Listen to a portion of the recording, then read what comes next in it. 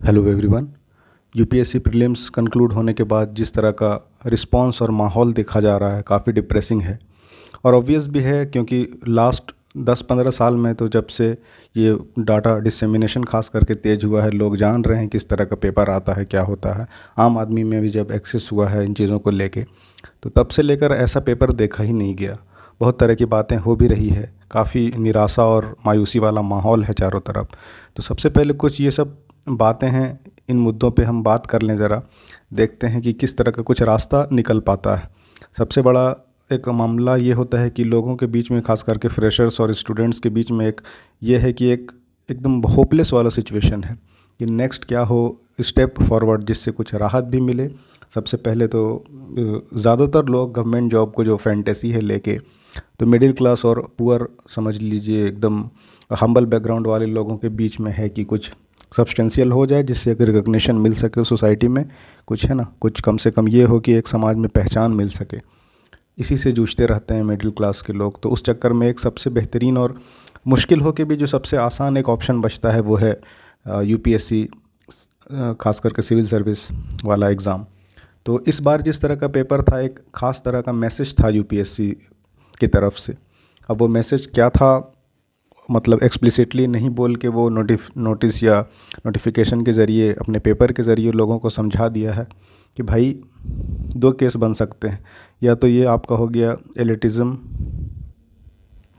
है ना, या तो एलिटिज़म क्लियर कट मैसेज देना चाहता है यूपीएससी कि जो गाँव के लोग हो, बीए बीएससी किसी तरह सिंपल ग्रेजुएशन डिस्टेंस कोर्स से पढ़ के आ रहे हो, उनके लिए कोई जगह है नहीं। या तो दूसरा ये है कि वो सीधा सीधा कहना चाहता है, दो या दो से ज़्यादा अटैम्प्ट जिनका हो चुका है वो सारे लोग भाई कुछ ना कुछ अपना तलाश करो। ये यूथ जो बेकार हो रहे हैं ना इस चक्कर में कि अपना जो भी होगा सिविल सर्विस में, वो खास करके हिंदी बेल्ट वाला जो रीजन है, सारा ही अपना जवानी अपनी ज़िंदगी लगा के जो बर्बाद हो रहे हो, कुछ ना कुछ कंट्रीब्यूट करो, फैंटेसी में ज़िंदगी मत गुजारो। एक होता है सच्चाई, एक होता है एक काल्पनिक दुनिया बना के अपना कैकून की तरह, है ना, एक उलझे रहना उसी में। एक तो ये पावर एक्सच कुछ होता नहीं है पावर, लेकिन ये खास करके कोचिंग वालों ने तो खैर क्या ही बेड़ा गर्क किया है इस देश के यूथ का, वो तो यूथ ही समझता है। नहीं समझता है इसलिए नहीं समझता कि वो समझना नहीं चाहता। एक इस्केपिज़म भी है कि भाई कुछ नहीं करना, यूपीएससी के नाम पे अगर थोड़े बहुत भी पेरेंट्स एफर्ट कर पा रहे हैं तो उनसे लगातार पैसे लेते रहो। दिल्ली में हैं तो वहाँ ज़िंदगी अपना आराम से गुजारो, नहीं क्या करना है बस। एनीवेज जो सीरियस एस्पिरेंट है वो तो ऐसे ही उनका दिमाग मतलब बना हुआ है प्रेशर कुकर, उनको तो समझ ही नहीं आ रहा इस पेपर के बाद करें क्या, कैसे क्या करें। जो लास्ट अटेम्प्ट वाले थे उनको तो सीधा ही मैसेज दे दिया यूपीएससी कि आपकी ज़रूरत है नहीं, आने दीजिए यंग फ्रेशर्स डायनेमिक को, जो आईआईटी वाले हैं या बहुत अच्छा बैकग्राउंड से आ रहे हैं, जो रियली मतलब इस तरह के पेपर को सॉल्व करने का मादा रखते हैं, कैपेसिटी रखते हैं। एक आम लड़का जो हिस्ट्री पढ़ के आया है ना, तो वो उसके लिए क्वांट सॉल्व करना इस तरह का मुश्किल क्या नामुमकिन कह लीजिए। अब उसमें भी पैसेज है तो कितना, जो सेकंड राउंड में पैसेज बनाता है वो तो वैसे ही सॉल्व करके आएगा क्वांट, तो उसके पास तो ना एनर्जी बनी है, ना बची है, ना उतना उसको कैपेसिटी हिम्मत बचा है कि वो पैसेज को अटैम्प्ट करे। उसके बाद जो परकोलेशन हुआ है प्रेशर का वो तो अलग ही है, वो तो आएगा ही इस तरफ कि वो सॉल्व नहीं कर पाएगा। उसको सिंपल कुछ दे दीजिए आप, एक मेंसुरेशन का सवाल, एरिया निकालने, तो कंफ्यूज कर जाएगा। ये ह्यूमन टेंडेंसी है, ह्यूमन नेचर है। तो इसमें तो ये एक तरह से आप समझिए टेक अवेज था यूपीएससी को। आप जिस तरह से आप इसको इंटरप्रेट कर सकते हैं आप कर सकते हैं, है ना। फ्री है ये आप पे, आपके अपने मोरल कंसाइंस पे कि आप क्या समझते हैं, किस तरह से लेते हैं इस चीज़ को। अच्छा, दूसरा इससे टेक अवे क्या हो सकता है। अगर टेक अवेज की बात करें तो सबसे पहले तो ये मैं कहूँगा, मेरा अपना जो तजुर्बा है, मैंने 3 से 4, प्रिसाइजली अगर बोलूँ तो मैंने 5 डिपार्टमेंट में, गवर्नमेंट डिपार्टमेंट में जॉब किया है। टाइम के साथ अगर ज़रूरत पड़ी तो मैं अपनी आइडेंटिटी ज़रूर रिवील करूँगा, बताऊँगा आपको मैं कौन हूँ, कहाँ से हूँ, क्या करता हूँ। बस इतना जान लीजिए कि 5 डिपार्टमेंट में मैंने काम किया है, गवर्नमेंट डिपार्टमेंट में। और उन सब में काम करने के बाद मेरी जो फैंटेसी है ना गवर्नमेंट जॉब को लेके जो थी, वो सारा मेरा वेदर्ड हुआ। पहले तो कुमलाया, मुरझाया, उसके बाद एंड हो गया, ख़त्म हो गया। सरकारी पचड़े में मेरी ताकत नहीं बची कि मैं कंटिन्यू करूँ, एंड फाइनली आई लेफ़्ट। तो जो मैं देख रहा हूँ यूपीएससी कम्युनिटी को खास करके लेके, और उस पर भी जो यूपीएससी के कोचिंग वालों ने जो बेड़ा गर्क किया है ना, किसी ने नहीं किया। अब बोलेंगे कि भाई क्यों, तुमको लग रहा है अगर कोई परेशान मतलब आपको मिसगाइड कर रहा है तो हट जाओ वहाँ से, इतनी समझ नहीं होती लोगों को। आप अगर लोगों को पूछें कि क्या देखना चाहोगे टीवी में, देख लीजिए आप, कोई अगर कोचिंग खुलता है नया कोई फेमस टीचर का, तो ऐसा एप्लॉज और ऐसी तालियां बजती है कि भाई कोचिंग नहीं खुला, वहाँ तुम पैसा दोगे, पैसा दो के तुमको पढ़ना है, अभी सालों साल स्ट्रगल करनी है। लेकिन ऐसा वो उनको वेलकम करते हैं जैसे इनको रिक्रूटमेंट इनका हो गया है, कहीं इनको रिक्रूट कर लिया गया है किसी बहुत अच्छे जॉब में। तो माइंडसेट जो यूथ का है ना, मतलब बियॉन्ड ये रिपेयर है, ऐसा ऐसा डैमेज हो चुका है। अब व्हाट्सएप फॉरवर्ड स्टूडेंट हों कि कुछ सोचने का, एनालिसिस करने का तो तरीका है नहीं पता। देखिए हार्श रियलिटी, तो यूपीएससी वालों को तो एक लगातार लूप में फंसा के रखा ही गया है। खैर ये बातें इसलिए भी बोलनी ज़रूरी है कि कहीं ना कहीं रियलाइज़ होना चाहिए, कहीं जाके तो स्टॉप होना चाहिए ना ये जो पागलपन चल रहा है। यूपीएससी को देखिए, सबसे पहले यूपीएससी को कोई फ़र्क नहीं पड़ता कि कौन आ रहा है सर्विस में, है ना। उसको कोई लेना देना नहीं है कि कोई स्ट्रगल करके मजदूर का लड़का भी एक होप सजाए रखा है, या बहुत लग्जरी वाला है ना, कोई बहुत रिच बैकग्राउंड, बहुत लेविश लाइफ स्टाइल जीने वाला आ रहा है। उसको भाई सिंपल सा है, एक बना हुआ है मेथड, उसमें सब है ना, व्हील, उसमें एक कॉग है। तो किसी को यूपीएससी को कुछ फ़र्क नहीं पड़ने वाला, सारा एक सिस्टम के इससे चलता रहता है। यूपीएससी को हर साल डीओपीटी भेजती है कि भाई इतने बंदे भेज दो हमें। यूपीएससी को एक नियम खाना पूर्ति करना है कि भाई 1200 या जितना भी उनको मिला है 1000 लोग, तो उस 1000 लोग को वो एक प्रोसेस है लेके दे देगा। अब प्रीलिम्स का तो कोई सर पैर है नहीं, कोई तुक्का लगा गया कुछ कर गया भाई तो वो बहुत अच्छा मार्क्स ले आया, नहीं तो फिर वो रह गया। अगर यही देखिए ना आप, क्या पैमाना हो सकता है। आप अगर याद करके जा रहे हैं इंडस वैली सिविलाइजेशन का, 4 ऑप्शन दिया है सपोज़ कर, है ना, एक दे दिया धोलावीरा है, एक कालीबंगन है, एक कोट दीजी है, एक कुछ भी मान ली, 3 ही ऑप्शन हटाइए अभी उतना, तो है ना 3 में से आपसे पूछ रहा, समझिए वाटर सिस्टम कहाँ मिलता है, वाटर सिस्टम, है ना। अब आप 10 बार पढ़ के गए, अगर आप धोलावीरा बता रहे हैं तो आप कट ऑफ के उस पार हैं। बाय चांस किसी भी तरह से आपने मिस्टेक कर दिया, है ना, ज़रा सा चूक गए, आपने सही टिक करके भी गलत रंग दिया, कालीबंगन अगर आपने मार्क कर दिया ऑप्शन बी, तो आप कट ऑफ के इस तरफ हैं। तो ये आपका, तो ये तो पैमाना है उनको जांच करने का, इंटेलिजेंस। बात इस पे लंबी की जा सकती है, तो फिर कैसे किया जाए वो तो एक अलग मामला है। इस बार और बोला कि भाई कुछ मत सोचो, है ना, तुम कुछ सोचो ही मत। कोई सालों भर मेहनत से पढ़ रहा है, एक एक चीज़ सिलेबस का कवर करके आ रहा है, वो भी उतना ही कंफ्यूज और ब्रोकन है जितना कि कोई तुक्का वाला है। अब एक स्टेटमेंट समझिए, 4 स्टेटमेंट है, आपको लग रहा है ए सही है तो आपने लिख दिया कि ओनली 1 स्टेटमेंट इज करेक्ट। किसी को लग रहा है नहीं ए नहीं है सही, बी सही है, उसने लिख दिया कि ये भी ओनली 1 स्टेटमेंट इज करेक्ट। कोई रह रहा है कि ना ए सही है ना बी, उसे कुछ तीसरा ही लग रहा है, उसने भी कहा इस ओनली 1 स्टेटमेंट इज करेक्ट। और क्या, तीनों को 2 नंबर मिल गए। सही कौन है इससे कुछ फ़र्क पता चला? कुछ भी नहीं। तो आप कहाँ पे ला रहे हैं स्क्रीनिंग, है ना। जो भीड़ है, जो पब्लिक जनता भरी हुई है, तो आप कहाँ से छांट रहे हैं इसको? तो ये बिना सिर पैर का, इससे वाहियात पेपर हो ही नहीं सकता।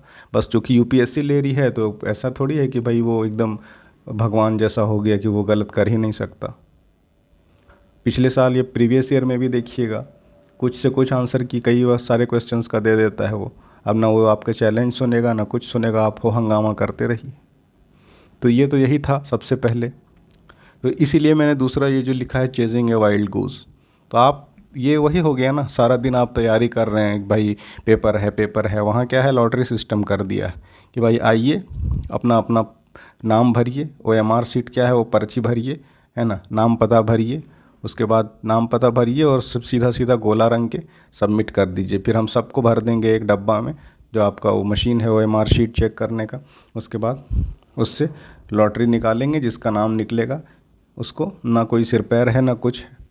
तो पिछला साल तक 2022 तक के पेपर में एक लॉजिक था, एक सिंपल क्वेश्चंस नहीं भी आ रहे होते थे तो एक बेसिस था सॉल्व करने का। इस बार इतने डाटा स्पोर्ट्स, हर स्टेटमेंट में लास्ट में कुछ ना कुछ जोड़ के उसको कॉम्प्लिकेटेड करना ही है। भाई ये कोई भी कर सकता है। एक 12वीं के बच्चे को भी आप पेपर सेट करने दे देना कि इस किताब से ही तुम सेट करो। एक पॉलिटी ही जो बिल्कुल आसान मानी जाती है, लक्ष्मीकांत काफ़ी बेहतरीन वेल रिटेन है, उस लिहाज से कह रहा हूँ। तो उससे भी अगर दे दिया जाए ना थोड़े सेंसेबल लड़के को कि इसमें ट्विस्ट करना है तुम्हें ज़रा सा प्रीवियस ईयर के बेसिस पे, कर देगा वो। किसी का एक दिमाग की कैपेसिटी है ना, लिमिट है। तो वाहियात पेपर है ये, तो बिल्कुल है सबसे पहले तो चेजिंग ए वाइल्ड गूस। तो सबसे इसका वे फॉरवर्ड ये है कि वाइल्ड गूस को तभी आप चेज़ करें जब आप में बहुत ज़्यादा एनर्जी हो। अब वो एनर्जी का यहाँ पर रूप क्या है, या तो आप बहुत वेल इस्टेब्लिश फैमिली से हैं तो ही है कि भाई देते रहना है, यूपीएससी ही देना है, कुछ और देना नहीं है, तो इससे आगे बढ़िए, है ना। कहीं का ना खुदा ही मिला ना विसाले सनम, वो है ना बड़ा मशहूर कहावत, ना इधर के रहे ना उधर के ही हम। अगर आप अपना यूथ का लाइफ का बेहतरीन पार्ट दे रहे हैं इस पागलपन में, तो फिर इससे आगे निकलिए, क्योंकि ये हमारा तीसरा पॉइंट है ना, बात ही इसी के बारे में, लाइफ बियॉन्ड यूपीएससी। वो एक बचपन में आसान बिल्कुल फेमस कहानी वो सुने होंगे, है ना। एक चूहा रहता है, उसको डर होता है कि यार इसकी क्या मेरी क्या लाइफ है, हमेशा ख़तरा बना रहता है एक बिल्ली से, तो वो रिक्वेस्ट करता है कि मुझे बिल्ली बना दो, है ना। एक सेंट होते हैं, उससे बोलता है कि मुझे कैट बना दो, तो वो कैट बनता है। अब जब कैट बन जाता है तो देखता है यार कैट बन तो गए, लेकिन कैट को खतरा है किससे, डॉग से। फिर वो आ जाता है उस सेंट के पास, वो सेंट क्या बोलता है कि ठीक है भाई तुम्हें लग रहा है ख़तरा डॉग से, तो क्या करना है, तो बोलता है, रिक्वेस्ट करता है कि मुझे टाइगर बना दो। ऐसे होते होते ऐसे अल्टीमेटली क्या है, वो फिर जाके, है ना, वो माउस जो होता है चूहा, वो अल्टीमेटली घूम फिर के वो इस लाइफ का साइकिल में हर कुछ होने के बाद फिर वो देखता है कि माउस होना ही सबसे आसान और क्या है, हैपनिंग था, फन लविंग, है ना, फन था। तो सबसे आसान था तो वही था, मुस्का मुस्का पुनः, है ना। फिर से वो चूहा बनता है तो ही देखता है कि भाई जो था चिल्ड लाइफ थी, यहीं पर मैं सही था। तो है ना, कोई पागलपन का कोई लिमिट है नहीं। तो वही हाल है ये यूपीएससी का। क्या चाहिए किसी को, सबसे पहले क्लैरिटी ही नहीं है लाइफ में, क्लैरिटी बिल्कुल भी नहीं है। क्यों? क्योंकि सारे लोग चूँकि बन रहे हैं सोसाइटी में, हर कोई चाह रहा है कि डीएम ही हो मेरा पड़ोसी, तो सबको बनना है। एक तो एक अजीब सा चल पड़ा है रॉयल एंट्री और ये और वो, और यूट्यूब में उस पर भी बड़े बड़े ज्ञानी लोग आके उनका सीधा है कि क्या कुछ नहीं होगा तो तजुर्बा होगा। भाई एवरेज लाइफ है 60 साल, है ना, बहुत अच्छा हुआ तो चलो 65 साल। 65 साल में आपको 20 साल तक होश ही नहीं है ज़िंदगी में चल क्या रहा है, मेट्रिकुलेशन, उसके बाद इंटरमीडिएट, इन सालों का तो कोई मतलब ही नहीं है। आदमी पैंट और पजामा पहनना सीख रहा होता है ना। उसके बाद यूथ मान लीजिए 20 में शुरू हो रहा है, ढंग से थोड़ा बहुत उसको सेंस आ रहा है, अब वो 20 से 30 तजर्बा ले, क्या होगा, है ना। 10 साल लगा दे वो नॉन सेंस में इस चीज़ को पढ़ने में कि तजुर्बा लेना है हमें। उसके बाद हो गया वो 30s में पहुंच गया, 30s के बाद 40 तक तो वैसे ही आपका बीपी बढ़ने लगेगा। आप डीएम हैं कि जॉइंट सेक्रेटरी हैं कि असिस्टेंट सेक्रेटरी हैं, जो भी हैं, कि एसएसपी हैं कि आईजी हैं, लाइफ का कुछ अता पता चलता नहीं है। बीपी बढ़ा हुआ है, शुगर है, जितना तरह का प्रॉब्लम है ना, कोलेस्ट्रॉल बढ़ चुका है, पेट निकल चुका है, भद्दे हो गए हैं आप। बस एक क्या है, गवर्नमेंट जॉब है, गवर्नमेंट जॉब के पीछे पागलपन है। तो ये जो कोचिंग वालों ने ट्रैप फंसा के रखा है ना, ये तजुर्बा आप क्या करेंगे लेके। यहाँ थोड़ी आए हैं कि एकदम क़यामत तक जीना है कि भाई 700-800 साल फिरौन जैसी ज़िंदगी है ना, कि उतने के लिए भाई 10 साल का तजुर्बा है, काम आएगा आगे। जिस चीज़ की बिसात उम्र ही है 20 साल, 20 साल में आप कितना खर्च करेंगे। एक आपको ख़रीदना हो कोई, मान लीजिए 20 रुपये का रुमाल, तो 20 रुपये का रुमाल के लिए 50 किलोमीटर ढूंढ के आप बेस्ट एकदम रुमाल थोड़ी ख़रीद के लाएंगे। रुमाल से बेचे टिश्यू पेपर समझ लीजिए, है ना, टिश्यू पेपर आपको चाहिए एक, तो टिश्यू पेपर के लिए आप ऐसा थोड़ी करेंगे कि भाई बेस्ट जो एकदम है शॉप, है ना, ग्रोसरी का या क्लोथिंग का, एकदम वही चाहिए मुझे। वो तो होने से रहा, आप क्या करेंगे भाई, काम चलाना है, वन टाइम यूज़ करके फेंक देना है, मिल जाए बेस्ट तो बेस्ट है। तो लाइफ बहुत बड़ी है, जर्नी है ना लाइफ का। ये अपने खिड़कियों से बाहर झांकिए, ये क्वारंटाइन वाली ज़िंदगी जो 5-5, 6-6, 10-10 साल गुजार रहे हैं ना, इससे बाहर निकलिए। You will find a lot more happiness and life beyond UPSC. एक तो आप देखेंगे कभी कभार इंस्टाग्राम में, या तो आपको समझ नहीं आएगा कि अच्छा ज़िंदगी में ऐसा चल रहा है, ना आपको दोस्त रहा आपके साथ, ना आपकी फैमिली मेम्बर्स हैं, कौन बचता है। कुछ 2-4 वही घिसे पिटे यूपीएससी वाले लोग, वो भी जिनका सिलेक्शन होता जाता है, वो आपका ना फ़ोन उठाएंगे ना आपसे बात होगी। तो ऐसे लाइफ का कुछ खास मतलब है नहीं। हाँ ये है कि हो जाए तो वेल एंड गुड, बिल्कुल होना चाहिए। 1 अटैम्प्ट, 2 अटैम्प्ट, मैक्सिमम 3 अटैम्प्ट। लेकिन अब का पेपर देख के ये भी है कि मैक्सिमम 3 अटैम्प्ट का प्रोवाइडेड बाय कि आप कुछ ना कुछ पहले अटैम्प्ट के बाद कहीं ना कहीं इंगेज हैं। अपने आप को सबसे पहले तकलीफ़ देना या स्ट्रेस में डालना और स्ट्रेच करना, ज़बरदस्ती डाउट करना बंद कीजिए। उसके बाद एक झूठा होप दिलाना कि होगा होगा, तू ये करेगा भाई, तुमसे हो सकता है। क्या करना है? हो सकता है, बिल्कुल हो सकता है। नहीं हो सकता है तो आइदर यू डू इट और you don't, you will regret both ways. आपको पछताना ही है कहीं ना कहीं जाके। ऐसा नहीं है कि लोग छोड़ देते हैं ना, AIR 1 छोड़ दिया है, टॉपर्स छोड़ चुके हैं, तो क्यों छोड़ते हैं? इसमें बात का लब्बो लवाब ये है कि बस ऐसा इसको लाइफ मत बना लीजिए कि बेकार एकदम सब कुछ, इसी तुम ही हो, है ना, वो आशिकी वाला, अब तुम ही हो जो भी हो एकदम। ठीक है, तो ये तो जो हमने बात किया वो यही तीसरा समझ लीजिए पार्ट लेसन लर्न था, है ना, कि ये ना हो जाए लास्ट में ना खुदा ही मिला ना विसाले सनम। खिड़कियों से बाहर देखिए, है ना, बारिश की बूंदें एहसास कीजिए। अगर किसी रिलेशनशिप में हैं तो उसको तवज्जो दीजिए, है ना। इमोशंस इंसान को आपका जानवरों से अलग करता है, सिर्फ़ और सिर्फ इमोशन। अब उतना मैकेनिकल हो के कि भाई शादी में जाने तो थी लेकिन छुट्टी नहीं है, छुट्टी मतलब टाइम नहीं है मेरे पास, इस तरह से आप शादियों में नहीं जा रहे, पार्टीज़ में नहीं जा रहे, सबसे दरकिनार किए हुए हैं। हासिल इसका क्या मिला भी तो मान लीजिए सपोज़ करिए IRS, फिर वहाँ से गए जब एकेडमी में, वहाँ देख रहे हैं IAS IPS को, वहाँ अलग डिप्रेशन हो रहा है, वहाँ आप फील हो रहे हैं एकदम डिप्राइव जैसे, है ना। अब वहाँ भी आपको लग रहा है कि यार क्या किया जाए, सेलेक्ट होके मिल के भी तुम ना मिले। अब वहाँ लग रहा है कि नहीं, एक अटैम्प्ट और देना है, एक अटैम्प्ट देने जाइए तो फिर 23 जैसा पेपर मिलेगा आपको, फिर लगेगा चलो IRS ही बन के, अब हुआ नहीं तो क्या करते हैं। अब रेवेन्यू में है तो सारी ज़िंदगी आपको ये अफसोस लगेगा कि यार मेरे साथ पढ़ता था, सेट में मॉक में हमेशा मेरे से कम मार्क्स लाया, पर आज सेलेक्टेड है। तो बेशुमार हसरतें ना पालिए। अच्छा, दूसरा एक और चीज़ है कि मैंने देखा है अच्छे अच्छे लोग को, मेरे साथ में सर्विस में भी थे, वो भी क्या है प्रिपेयर कर रहे हैं भाई सिविल सर्विस के। अच्छी बात है, करिए, कर चुके हैं। कोई मेरा एक दोस्त था IRS हो गया 2019 में, उसके बाद 22 में अभी IAS हुआ। ऐसे ही मैं देख रहा हूँ 22 में, अब 19 से 22 3 साल ज़बरदस्ती का वो स्ट्रेच में रहा, वो हो गया तो ठीक है। अच्छा, एक और थे मेरे मेंटर थे, नाम नहीं लूँगा, चलिए लिख दिया था मैंने बाय द वे, मेंटोर थे वे। तो वो पहले उनको मिला नॉर्थ ईस्ट में मणिपुर कैडर। अब मणिपुर कैडर मिला, 1 साल एग्जामिशन लिया उन्होंने, लीव लिया, उसके बाद फिर पेपर दिया, फिर पेपर दिया तो उनको रेवेन्यू मिला। रेवेन्यू, वो मणिपुर में IPS थे, रेवेन्यू मिला तो उन्होंने रेवेन्यू लिया नहीं, फिर एग्ज़ाम दिया, तो ये हो गया सिलेक्शन के बाद। देखिए सिलेक्शन के बाद मिला उनको IRS, तो उन्होंने एग्ज़ाम इस पोस्ट के लिए नहीं लिया, कहा कि भाई IPS ही ठीक है। उसके बाद नेक्स्ट अटेम्प्ट फिर दिया उन्होंने, इस बार प्री नहीं हुआ, प्री नहीं हुआ। उसके बाद क्या हुआ, नेक्स्ट अटेम्प्ट फिर दिया उन्होंने, उसके बाद रैंक काफ़ी नीचे आ गया, अराउंड 700। तो फिर IRS भी नहीं, नथिंग, फिर बोले अल्टीमेटली क्या है, तो घूम के फिर मणिपुर कैडर में है अभी। तो लाइफ का कोई मतलब है नहीं ऐसे करके। तो ये एक लेसन लर्न था। अच्छा हाँ, ये मैं डेविएट हो गया था इस तरफ, कह रहा था आप में कुछ और होगा ना, अभी अनलिमिटेड अपॉर्चुनिटीज़ हैं आपके जैसा यूथ और यंग लोगों को, डायनेमिक लोगों को। अगर आप अच्छा लिख सकते हैं, राइटर बन सकते हैं, उधर देखिए, अनलिमिटेड अपॉर्चुनिटीज़ हैं, पहचान है। आपसे मैं पूछ दूँ ना आपके डिस्ट्रिक्ट का DM तो चलिए आप बता देंगे, है ना, या DC आप बता देंगे, AC में पूछ दूँ ना कौन है असिस्टेंट कलेक्टर, नहीं बता पाएंगे आप। मैं SDM का नाम पूछ दूँ ना तो नहीं बता पाएंगे। बहुत ज़्यादा ऑब्सेशन हो किसी को तो वो याद भी हो जाता है, जानता है, इसी फील्ड में है तो मिलता रहता है। अदरवाइज़ एक आम शख्स से पूछ लीजिए आप, इम्पॉसिबल, उसको क्या मतलब है भाई कौन DM है कौन SDM है। कोई राइटर बन सकता है, नहीं बनना, क्योंकि क्यों, वो खुद चाहता है या घर वाले चाहते हैं कि भाई सिविल सर्विसेज में जाए।